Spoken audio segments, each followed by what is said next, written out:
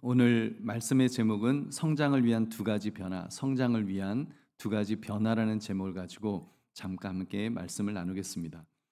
로마서 12장 4절 5절을 우리 다시 같이 읽겠습니다. 시작. 우리가 한 몸에 많은 지체를 가졌으나 모든 지체가 같은 기능을 가진 것이 아니니 이와 같이 우리 많은 사람이 그리스도 안에서 한 몸이 되어 서로 지체가 되었느니라. 아멘. 이런 내용입니다. 사람의 몸은 하나이지만 우리 몸이 하나죠. 그렇지만 그 몸에는 여러 가지 지체가 있고 그 지체의 기능도 각각 다르다는 것입니다. 예를 들면 저희 몸은 하나입니다. 그러나 손도 있고 발도 있고 눈도 있고 코도 있고 보이지 않는 간슬개 콩팥도 있고 신장도 있고 심장도 있고 다 있습니다. 그 지체의 기능은 각각 다 다릅니다. 이 말씀은 우리가 신앙생활을 하는데 굉장히 중요한 점을 가리킵니다. 몸이 하나고 지체도 하나면 간단하겠죠. 그냥 고민할 것이 없습니다. 그냥 하나면 끝날 텐데 교회도 예수님이 머리이시면 동시에 몸도 되실 테니까 뭐 교회도 고민할 것이 없겠죠. 예수님은 한 몸이다, 몸 하나다, 이러면 끝나는데, 근데 몸은 하나이나 지체는 여러 가지로 있어서 서로 유기적 관계를 맺고 있다는 것입니다. 교회 안에 성도들이 여러 사람이 있어서 숫자는 많지만 그리스도 안에서 한 몸을 이루고 있습니다. 그러면서도 서로 다른 기능을 함으로, 각자 다른 기능을 함으로 각각 서로의 지체의 구실을 하고 있는 것입니다. 아주 복잡한 이 유기적 공동체라고 그렇게 말하죠. 살아있는 공동체, 살아있는 유기적인 무생물이 아니라 유기적으로 살아있어서 이게 변화되고 꿈틀거리는 그런 공동체가 교회 공동체다라고 말합니다.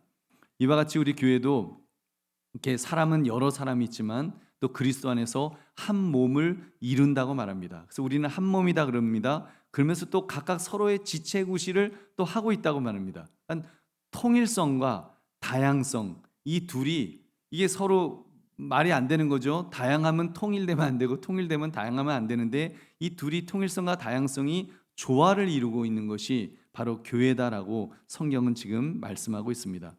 그 구실에 대해서 어떤 기능을 하는지 6절부터 8절까지 그 기능을 소개하고 있습니다. 우리 같이 읽겠습니다. 시작.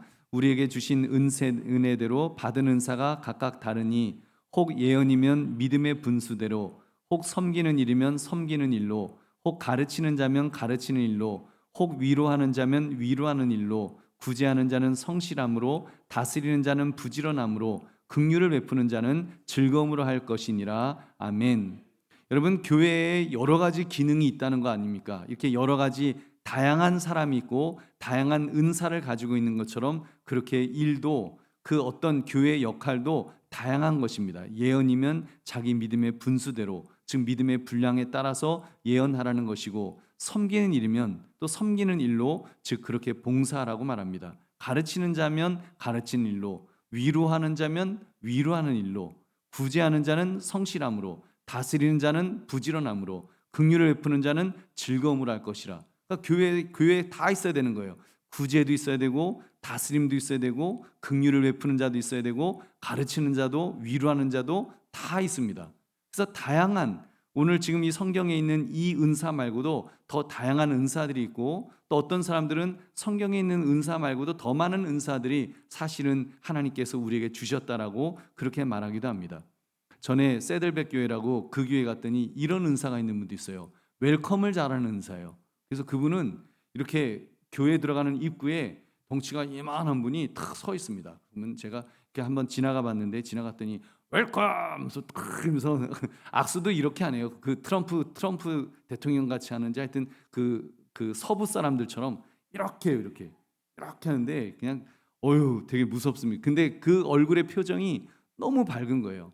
사실은 교회 안에 그렇게 나는 정말 잘 웃는다, 그럼 그런 분들이 이렇게 또 앞에서 이렇게 환영을 하고 그러면 교회가 따뜻하다고 사람들은 느낄 것입니다.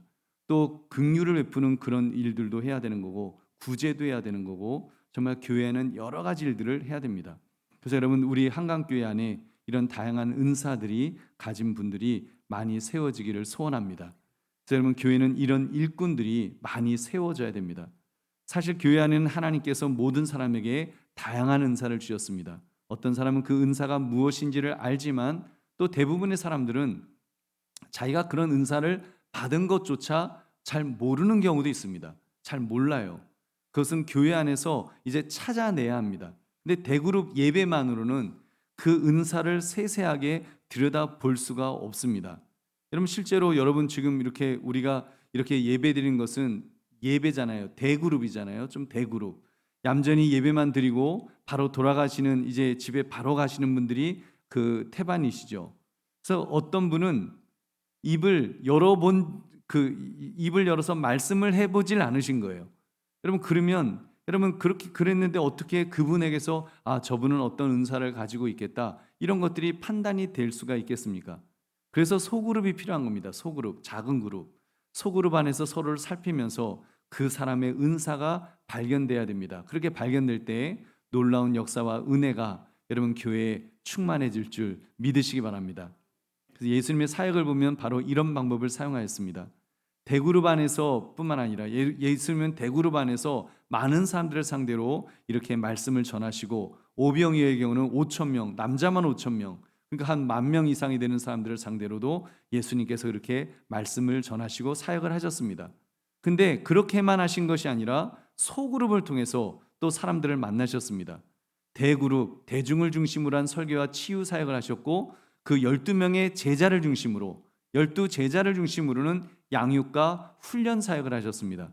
그래서 대중을 상대로 하신 대그룹 사역과 12제자를 중심으로 한 소그룹 사역이 하나님 나라를 세워가는 이 방법이었던 것입니다. 두 개가 함께 가는 겁니다. 대그룹과 소그룹. 여러분께서 오늘날 한강교회는 이 두 가지 사역이 모두 필요합니다. 일단은 성도 전체가 함께 모여 예배드리는 이 대그룹 사역이 분명히 중요합니다. 여러분 이것은 교회의 본질이죠. 가장 어떻게 보면 가장 중요합니다. 그 대그룹을 통해서 사실은 동력을 얻고 대그룹을 통해서 이렇게 교회가 어떻게 규모를 갖춰가죠. 그래서 여러분 이런 점에서 교회에 가장 중요한 가치가 있다면 예배인 줄 믿으시기 바랍니다. 좀 예배입니다. 예배가 살아야 됩니다. 예배를 통해서 말씀이 살아있고 찬양이 살아있고 기도가 살아있는 그런 교회를 만들어야 됩니다. 성도가 교회에 나오면 참된 예배자가 되도록 그냥 구경꾼이 아니라 하나님을 예배하는 예배자가 되도록 하나님의 이름을 부르는 자가 그렇게 되도록 여러분 만들어야 됩니다. 그래서 여러분 정말 예배가 예배되도록 우리 많이 기도해 주십시오. 여러분 그것은 뭐 목사 혼자 할 수 있는 것도 아니고 뭐 장로님들 뭐 몇 분이 하는 것도 아니고 찬양대만 하는 것도 아니고 우리가 다 같이 하는 겁니다. 심지어 여러분 우리 2부 예배 같은 경우는 몇몇의 권사님들이 그 난방도 잘 안 되는 골방에서 기도해 주십니다. 그래서 예배가 예배되도록 은혜가 있도록 은혜 성령의 기름 부으심이 있고 또 말씀을 전하는 저에게 성령의 기름 부으신 은혜를 달라고 그 기도를 합니다. 그런 것들이 다 합쳐져서 여러분 우리가 예배를 만들어 가는 것입니다. 여러분 그것을 위해서 더욱 애써 주시기를 그리고 정말 하나님 우리 한강교회 예배가 살아나게 해달라고 예배가 예배되도록 해달라고 여러분 기도해 주시기를 주님의 이름으로 축원합니다. 여러분 그러나 동시에 개인 한 사람 한 사람을 돌아볼 수 있는 소그룹 사역 또한 얼마나 중요한 가치입니까? 이 소그룹 사역이야말로 예수님께서 3년 동안 제자들과 먹고 마시면서 양육하고 훈련하셨던 방법입니다. 근데 지난 시간을 돌아보면 이 소그룹 사역이 많이 약화되었습니다. 특히 과거와 비교하면 정말 약화되었습니다. 그 지난번에도 말씀드렸습니다. 여러분 한강교회를 그 한국교회가 한강교회를 포함해서 소그룹 사역이 그 과거에는 활성화되어져 있었습니다. 정말 소위 구역 모임이라는 이름으로 얼마나 활성화되었는지 지금 뭐 우리 뭐 셀 그룹이라든지 셀 모임이라든지 뭐 그런 이야기들이 미국이나 서양에서 그 가져온 그런 아주 뭐 부흥의 방법이다 해서만 나오는 그런 것들이 사실은 다 우리 한국교회에서 나왔다는 말씀을 드렸습니다. 그러면 여러분께서 모이면 구역 예배를 잘 드렸습니다. 모이면 기도를 했습니다. 문제가 생기면 함께 금식하며 통성으로 기도했고 그렇게 응답을 받았습니다. 그러니까 부흥하지 말라고 해도 저절로 부흥했습니다. 여러분 생각해 보십시오. 그 오해는 하지 마십시오. 제가 설교를 잘한다는 얘기가 아니라 사실은 여러분 한국교회의 말씀의 어떤 수준을 놓고 본다면 아마 30년, 40년 전에 목사님들은 아마 그 어떤 성경의 수준이 물론 높은 분들도 계셨지만 좀 떨어지는 분들도 계셨습니다. 오히려 지금 젊은 목사님들 설교하시는 거 보면 정말 말씀 너무너무 좋습니다. 여러분, 그런데도 과거가 더 부흥하고 발전할 수 있었던 것은 여러분 소그룹의 그런 소그룹 구역 모임이 정말 활성화되어 있었기 때문에 거기에서 많은 전도가 일어났습니다. 여러분, 그때는 정말 그런 것들이 얼마나 좋았는지 모릅니다. 근데 개인주의의 발달로 아니면 맞벌이 부부가 많아져서 그런지 그 큰 장점인 지금 구역 모임의 기능이 약화되어 있습니다. 여러분, 구역 조직은 이미 기능을 상실했다고 말할 정도로 이제 구역 조직은 끝났다라고 그렇게 교회 성장하기 위해서 말하는 분들도 있습니다. 그냥 유명무실해졌습니다. 여러분, 어떻게 해야 되겠습니까? 또 말씀드리는데 다시 살려야죠. 다시 활성화시켜야 합니다. 여러분, 우리는 할 수 없지만 우리에게 능력 주시는 하나님의 권능을 의지할 때 다시 살릴 수 있는 줄 믿으시기 바랍니다. 여러분, 우리 다시 살립시다. 구역 활성화 또는 소그룹 활성화, 지금도 이 활동이 꼭 필요한 이유가 있습니다. 그것은 소그룹 모임, 특히 구역 모임은 통합 사역의 장을 만들어 주기 때문입니다. 여러분, 또 말씀드립니다만 오늘날의 성도들은 주일 예배에만 집중하는 그런 신앙생활을 하려고 합니다. 주일 예배만 집중. 아니, 아예 가난한 성도도 있죠. 예수님은 믿는데 안 나가 성도들, 교회를 안 나오잖아요. 주일 예배만 드리는 사람이 있는가 하면 그보다 더 한 수 더 뜨는 사람들은 아예 교회를 안 나옵니다. 그리고 TV를 통해서 좋은 설교를 선별해 들으면서 좋은 교회, 큰 교회, 그런 교회 예배 드리면서 거기서 예배 드리고 그러다 은혜 받으면 헌금도 송금하고 이러면서 그렇게 신앙생활하는 사람들이 있습니다. 여러분, 주일 예배는 모든 성도가 함께 모여서 하나님께 예배를 드리고 설교 말씀을 듣고 하나님의 뜻을 발견하고 하나님과 깊이 교제하는 그런 시간임에는 틀림없는데, 근데 문제는 이 뭐라 하나 수직적인 교제, 나와 하나님과의 관계에서만 그런 신앙생활을 하려고 하는 경향이 있다는 것입니다. 여러분, 근데 건강한 신앙이 되려면, 건강한 신앙생활을 하려면 수직적인 관계만 갖고는 안 됩니다. 여러분, 우리는 그렇게 생각하잖아요. 무슨 말씀이에요, 목사님? 아니, 나와 하나님 사이의 관계가 분명해지면, 그래서 은혜 충만하게 받으면 그거면 충분하지. 무슨 수직적인 관계만 갖고 안 된다는 말씀하십니까? 생각하실 수 있지만 여러분, 한번 생각해 보십시오. 수직적인 교제만 갖고는 우리의 신앙이 자랄 수가 없습니다. 여러분, 그 주일 예배, 회중 전체가 함께 모여드리는 예배가 이게 중심이다 보니까 아까 말씀드린 것처럼 짧은 시간 안에 많은 분들을 대상으로 양육, 전도, 교제, 섬김, 중보기도 등 그런 사역을 균형 있게 펼칠 수가 없습니다. 여러분, 그건 분명해요. 여러분, 더군다나 그걸 만약에 인터넷으로 한다, 텔레비전을 통해서 한다, 여러분, 거기서 무슨 양육이 일어납니까? 어쩌다가 살아남는 사람이 있는 겁니다. 말씀을 듣다가 누군가는 살아남겠죠. 은혜 받고 살아남겠죠. 그렇지만 그 표현을 드렸잖아요. 바켓에 물을 넣고 쫙 하고 뿌리는 거랑 같습니다. 각자 컵을 갖고 있는데 여러분, 그 바켓을 이렇게 확 뿌리면, 지금 제가 그 호수 갖고 물을 쫙 뿌린다고 해서 여러분의 그 마음의 컵에 여러분 그 물이 담길까요, 안 담길까요? 예수 믿는 사람들은 이런 말 쓰는 거 아니지만 세상 말로 재수 좋은 사람은 담기는 거예요. 재수 좋으면 담기는 거고 대부분은 안 담기는 겁니다. 그냥 흘리는 겁니다. 물은 막 뿌려지는데 흘리는 거예요. 더군다나 영상을 통해서, 텔레비전을 통해서 예배드려서 은혜 받고 그 사람이 양육이 된다, 그리고 그분이 섬긴다, 중보기도 그런 거 다 안 되는 겁니다. 교제는 전혀 없죠. 여러분, 전도 혼자 예배드리는데 무슨 전도가 있습니까? 여러분, 일부에게는 혹시 가능할지 모르지만 정말 우리가 대부분의 성도들은 모두 방청객 같은 그런 신앙생활밖에 할 수 없게 된다는 말입니다. 그럼 어떻게 해야 한다고요? 소그룹으로 모여야죠. 소그룹으로.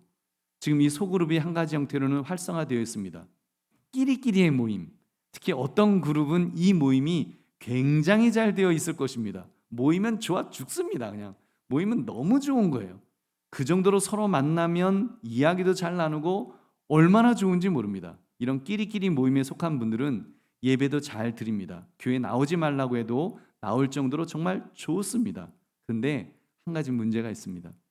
끼리끼리의 모임은 만나면 좋기는 좋은데 영적인 유익이 별로 없습니다. 교회에 빠지지 않고 나오게 하는 기능은 있는데, 교회에 빠지지 않고 나오기는 하는데 그 안에서 교육이 있고 성장이 있고 전도가 있는 그런 교회적인 유익이 없습니다.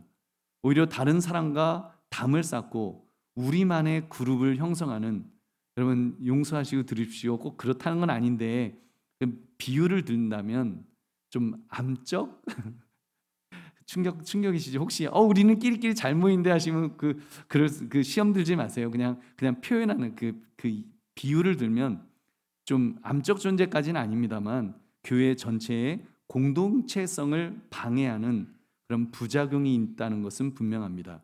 여러분 끼리끼리 모임을 그걸 막 이거 우리는 정말 친교가 잘 돼 이렇게 생각하면 안 됩니다. 교회는 끼리끼리 모임이 아니라 어떤 목적을 가지고 소그룹으로 모이도록 해줘야 됩니다.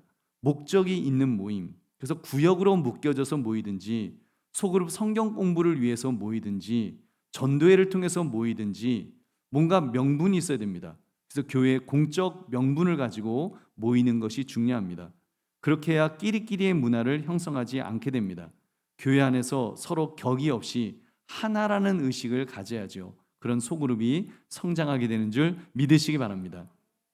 이런 형태의 소그룹 가장 유익을 들라고 한다면 구역 모임 또는 전도의 모임은 통합 사역의 장을 열어준다는 장점이 있습니다. 구역 모임이나 전도의 모임은 정말 통합 사역의 장이 됩니다.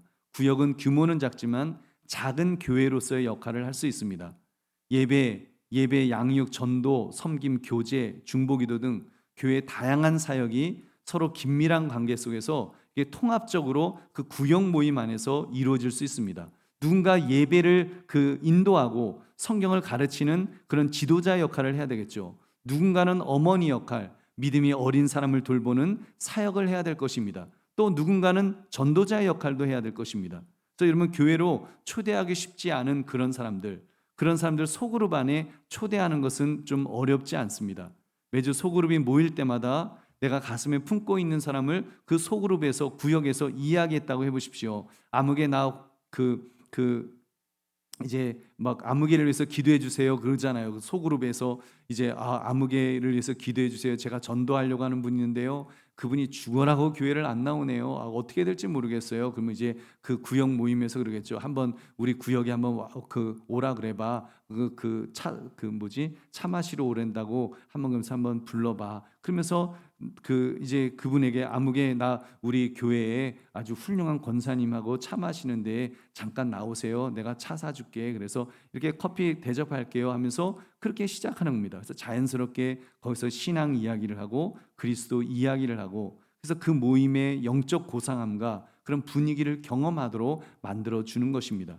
여러분 그렇게 몇 번 소그룹 모임에 나오다 보면 그분은 이제 교회에 나올 준비가 될 것입니다. 성령께서 역사하실 것이고 이제 익숙해지면 그러면 교회도 한번 가볼까? 교회는 어떤 곳일까? 궁금해져서 이제 나오게 되는데 여러분 그 정도 되면 복음을 받아들일 만반의 준비된 영혼이 될 줄 믿으시기 바랍니다. 여러분 고구마 전도하면 그러잖아요. 그래서 그거를 가르쳐 뭐라 그런다고요? 고구마를 자꾸 찔러갖고 고구마를 계속 찔러대면 거기 바람구멍이 생기잖아요. 그러면 뜨거운 이제 열기가 그 속에 들어가서 이제 맛있는 말랑말랑한 고구마로 생고구마가 아니라 말랑말랑한 고구마로 잘 익혀진다. 여러분 그런 이야기하지 않습니까? 여러분 그런 준비된 영혼 얼마나 좋습니까?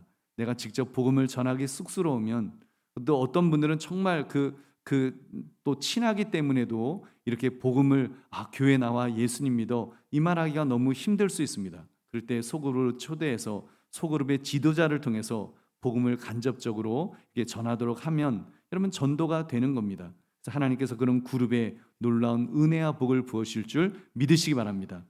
여러분 때로는 그런 소그룹 안에서 상처 입을 때도 있습니다. 그죠?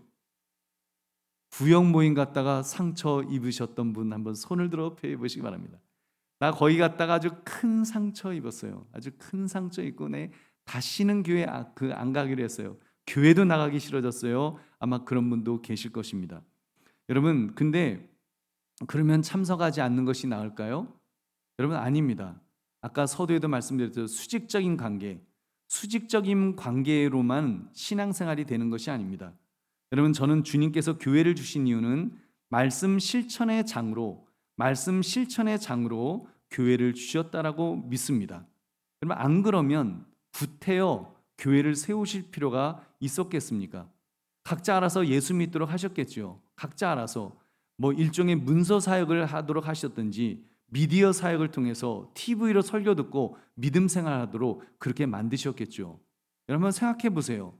하나님께서 모든 것의 주관자라고 하신다고 하면 여러분 그냥 우리가 수직적인 신앙생활을 할 것 같으면 하나님이 모든 것의 주인이세요. 그러면 주인, CEO세요. 사장님, 회장님이세요. 그러면 교회를 왜 세우겠습니까? 교회 건축 못하도록 하셔야죠. 그냥 대형 교회들 그 건축하는 우리 교회도 건축하려면 돈이 몇백억이 들어가는데 그냥 그 교회 몇 개만 합치면은 어마어마한 방송국 하나 만들어서 거기서 다 송출해 버리고 다 그거 듣고 그 은혜 받고 신앙생활 하도록 그렇게 만드셨겠죠. 얼마나 그게 그 가성비가 좋습니까? 근데 왜 교회를 각자 지역마다 교회를 만들고 시골에도 만들고 그냥 사람이 있는 곳에는 다 교회를 만들어 갖고 그 교회에서 그러면 은혜만 충만한가요? 왜 치고받고 싸우도록 그렇게 만드셨을까요? 교회 와서 그러면 목사님 교회 와서 그러면 은혜만 받고 정말 너무 좋아야지 왜 치고받고 그런지 모르겠어요. 왜 저 사람 가만히 있는 사람 왜 나를 공격하고 상처 입히고 날 왜 괴롭히는지 모르겠다고. 나 정말 교회 나가는 거 정말 힘들어서 못 살겠다고. 여러분 그런 분 계십니까? 여러분 근데 그 문제는 내가 말씀을 듣고 그 말씀에 순종해야 믿음이 자라나고 신앙 인격이 성숙하게 될 텐데 여러분 어떻게 할 때 성숙할 수 있겠습니까? 교회를 나왔다도 예배드리고는 아무와도 이야기하지 않고 집에 돌아간다면 아마 말씀 실천의 장은 원천적으로 이렇게 차단될 것입니다. 말씀 실천의 장으로 가장 적합한 곳이 교회입니다. 여러분 교회는 정말 말씀 실천의 장으로 너무 좋습니다. 교회 중에서도 소그룹으로 모이는 모임, 구역 모임, 전도의 모임, 위원회 모임, 각 부서의 모임 등 아무튼 다른 성도들과 부대끼는 모임이 반드시 필요합니다. 그래야 말씀에 순종할 기회를 얻고 영적, 인격적으로 성숙할 기회를 얻습니다. 여러분 오른밤을 때리면 왼밤을 돌려더라. 이 말씀을 우리가 들으면 언제 볼 수 있을까요? 딱 이렇게 그 말씀 딱 듣고 그럼 한번 해봐. 이런다고 여러분 그 말씀이 실천이 됩니까? 아니에요. 맞아봐야 제일 빨리 성장할 수 있습니다. 맞아서 누가 갑자기 난 아무 짓도 아닌데 갑자기 지나가다 말고 따귀를 갖다가 절버덕하고 때려갖고 거기서 불이 번쩍해야지. 그래서 한번 뭐야 할 때 그때 여러분 내가 실천할 건지 순종할 건지 불순종할 건지 여러분 결단하지 않겠습니까? 여러분 그러면서 정말 그러면서 참고 그러면서 내가 다듬어지고 나도 또 다른 사람을 그렇게 상처 줄 때가 있지 않습니까? 그 속에서 서로 상처 입으면서 그러면서 서로 또 싸매어지면서 그렇게 점점 단단하게 점점 원만하게 여러분 다듬어질 줄 믿으시기 바랍니다. 여러분 그러면서 성장하는 겁니다. 신앙은 그러면서 더군다나 교회는요 기가 막힌 곳입니다. 어떻게 여러분 저와 여러분이 어떻게 만나고 옆에 분들이 서로 어떻게 만날까요? 전혀 만날 필요가 없는 그런 분들이 다 섞여가지고 아주 그냥 볶음밥 같이 그냥 다 놓고 그냥 비빔밥 같이 다 섞여져 갖고 거기서 그냥 빠글빠글 살아가는 겁니다. 여러분 그 속에서 우리가 성숙해지지 않습니까? 조금씩 다듬어지고 조금씩 그 속에서 정말 피눈물을 흘리면서 때로는 주님 닮아가기를 원합니다 하면서 닮아갈 때 여러분 우리의 신앙이 성장하게 되는 줄로 믿습니다. 그 장은 어디에서 있습니까? 소그룹을 모일 때 가능한 것입니다. 그리고 소망에는 우리가 신설동에 가면 처음에는 카페에서 모임이 시작할 수밖에 없겠지만 그 모임이 너무 좋아서 그 모임이 너무 달콤해서 두 가지 사역으로 발전했으면 좋겠습니다. 하나는 주중에 모이는 사역, 그리고 또 하나는 가정에서 모이는 그런 모임으로 발전했으면 좋겠습니다. 그래서 함께 성경을 공부할 수 있는 그런 모임으로 발전하는 것, 그런 장소를 찾는 것. 그래서 처음에는 카페에서 모이지만 나중에는 어떤 분은 우리 사무실로 오세요. 뭐 아니면 뭐 어디 내가 되게 조용한 장소 구해놨다고. 그래서 그곳에서 또는 가정에서 정말 그렇게 매주 모여서 함께 뜨겁게 기도하고 말씀을 함께 나누면서 함께 공부하는 것.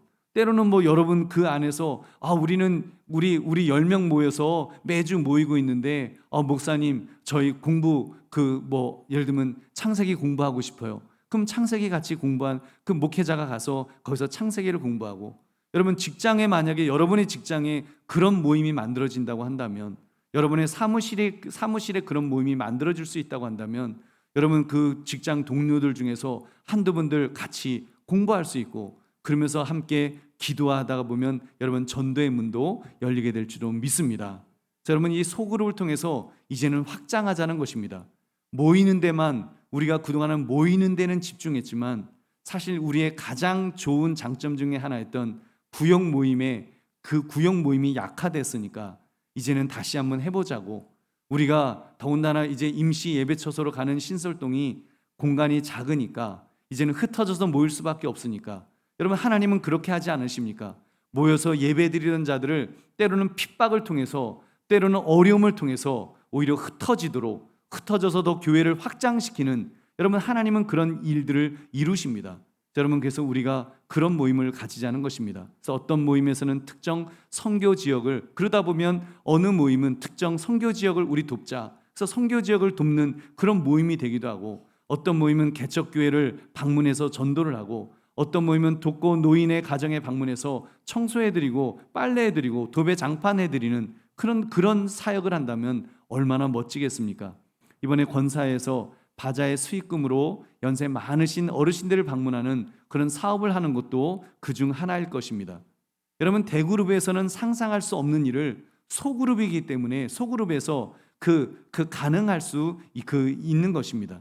그 어르신들을 방문할 때 우리 주님이 얼마나 기뻐하시겠습니까? 또 그리고 그 어르신들도 얼마나 기뻐하시는지 저는 영상을 통해서 이제 영상 통화를 이렇게 뵀는데 너무 좋아하시는, 너무 행복해하시는 그런 모습을 보면서 정말 너무 좋았습니다. 신방에 참여하신 권사님들도 너무너무 좋아서 이렇게 하시는 그 모습을 보았습니다. 여러분 그런 사역 경험의 장을 많이 만들어야 됩니다. 여러분 그리고 중요한 것은 나만 하는 것이 아니라 함께 하는 것이, 여러분 함께 하도록 만들어야 됩니다. 근데 여러분 보세요. 한번 생각해 보십시오. 이번 권사회에서 섬기는 행사는 보람 있는 일은 맞습니다만 장벽이 있는 건 아십니까? 여러분 권사회에서 이번에 그렇게 섬기신 것, 여러분 장벽이 있다는 걸 아시는지요? 시무 권사님들만 하실 수 있다는 사실을 아십니까? 본인이 권사님인 경우는 이 말이 무슨 말인지 잘 실감이 나지 않을 것입니다. 권사가 되었다는 것은 그래도 한강교회에 굉장히 익숙해져 있고 거기에 주요 멤버로 있기 때문에 내가 활동하는데, 그렇게 섬기는데 봉사하는데 별로 어려움을 느끼지 못합니다. 내가 마음만 먹으면 얼마든지 이런저런 모습으로 섬길 수 있게 되었다는 것을 의미합니다. 그러나 교회를 처음 나오신 초신자라면 어떻겠습니까? 일반 서리 집사님이라면 어떻겠습니까? 그분들이 교회 청소를 돕고 싶은데 내가 교회를 좀 청소하고 싶다, 이 일에 내가 좀 섬기고 싶다 해도 할 수 있는 장이 있을까요? 여러분 어르신들, 부모님 같은 분을 방문하여 섬기고 싶은데 할 수 있는 장이 그분들에게 있을까요? 여러분 없습니다. 하고 싶어도 못합니다. 기회가 없습니다. 기회를 교회가 제공하지 않으면 못하는 겁니다. 그분들이 용기 내서 교역자에게 말씀을 드려도 저 좀 섬기고 싶습니다라고 말을 해도 사실 교역자가 당황할지도 모릅니다. 뭐라고요? 신방을 같이 가고 싶으시다고요?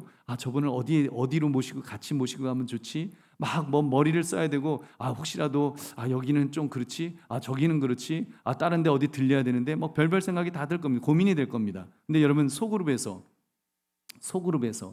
그런 초신자가 나도 권사님들이 섬기는 것처럼 섬기고 싶습니다. 이제 권사회에서 그런 걸 한다는 이제 그 이야기를 광고를 통해서 들었으니까 소그룹에서 그런 분들이 대그룹에선 말을 못 하는 거예요. 하고 싶어도. 마음은 하고 싶은데 누구한테 말할 데가 없는 겁니다. 소그룹을 모였을 때 이야기를 하시겠죠. 저도 섬기고 싶습니다. 그럼 리더가 되는 분이 이제 말씀할 수 있겠죠. 나 요양원에 계시는 암흑의 권사님 아는데 그럼 우리가 한번 준비해서 한번 방문해 볼까요? 여러분 그렇게 시작될 수도 있습니다. 그래서 교역자에게 말씀해서 같이 가실 수도 있고 또 뭐 시간이 안 되면 그 개인적으로 갈 수도 있고 아니면 차량을 확보해서 뭐 어떤 방법이든지 여러분 그렇게 주말에 그런 식으로 방문을 한다면 여러분 하나님이 얼마나 기뻐하시겠습니까? 그 당사자 어르신도 기쁘시겠지만 여러분 특히 그 그룹의 리더인 분도 여러분 그 정말 혼자서는 용기를 못 내지만 혼자는 용기를 못 내지만 초신자의 제안에 용기 내어 함께할 때 여러분 기쁨이 배가 될 줄 믿으시기 바랍니다. 여러분 정말입니다. 누군가가 함께하면 되잖아요. 저도 저 혼자서 뭐 하라 그러면 저 못합니다. 아무것도 못해요. 꼼지락 머릿속으로만 할까 말까 그냥 탁상 공론만 합니다. 근데 누군가가 함께하자고 하면 그래서 소그룹을 통해서 누군가가 함께하자고 하고 그게 구체화되도록 이야기가 되다 보면 여러분 이 일을 이루게 될 줄 믿으시기 바랍니다. 여러분 그런 은혜가 여러분의 소그룹 안에서 많이 일어나기를 주님의 이름으로 축원합니다. 그렇게 하다 보면 깨닫게 될 것입니다. 아무개는 이런 은사가 있구나. 아무개는 저런 은사가 있구나. 나는 이런 은사가 있었네. 그러면서 작은 소그룹이 목적을 가지고 섬기는 그룹을 형성하고 그 그룹이 자라서 조직화될 때 섬김의 은사를 가진 분들이 마음껏 섬길 수 있는 장이 열리게 될 것입니다. 한 예로 감자탕 교회라는 곳은 대한민국에서 재난이 발생하면 제일 먼저 달려가는 교회로 유명합니다. 그 교회만 그런 일을 하라는 법이 없습니다. 여러분 우리도 작은 소그룹에서부터 그런 비전을 가진 성도를 통해서 겨자씨만한 소그룹에서 시작하면 큰 모임으로 성장하게 될 것입니다. 여러분 꼭 당회에서 결정해서 모든 것들이 되는 것이 아니라 오히려 성도들 소그룹에서 그런 교회의 그런 좋은 사역들이 여러분 그렇게 아이디어 속에서 정말 집단 지성 속에서 그렇게 함께 만들어져 갈 때 여러분 더 큰 힘을 발휘하게 될 줄 믿으시기 바랍니다.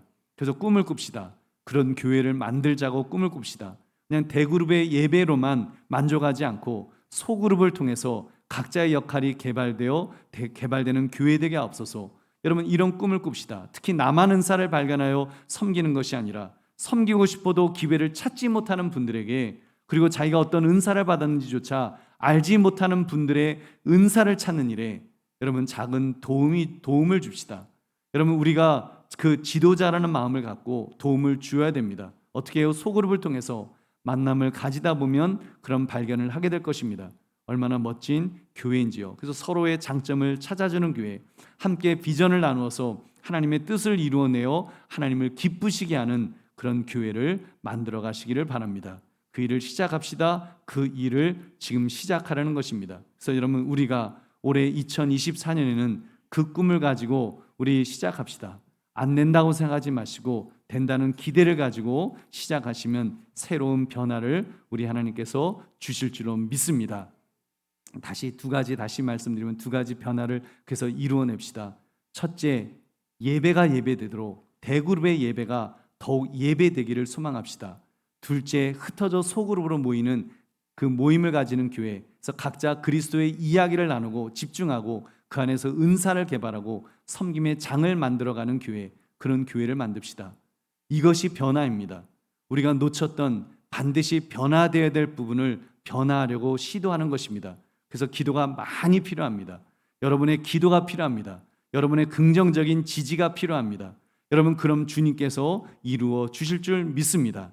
그러면 성장을 위한 두 가지 변화, 이 제목처럼 2024년 우리 한강교회 안에 이 두 가지 변화가 정말 멋지게 이루어질 수 있도록 여러분이 기대하시고 여러분이 지지해 주시고 여러분이 기도해 주심으로 이 멋진 변화를 경험하시는 저와 여러분 되시기를 주님의 이름으로 축원합니다. 우리 함께 기도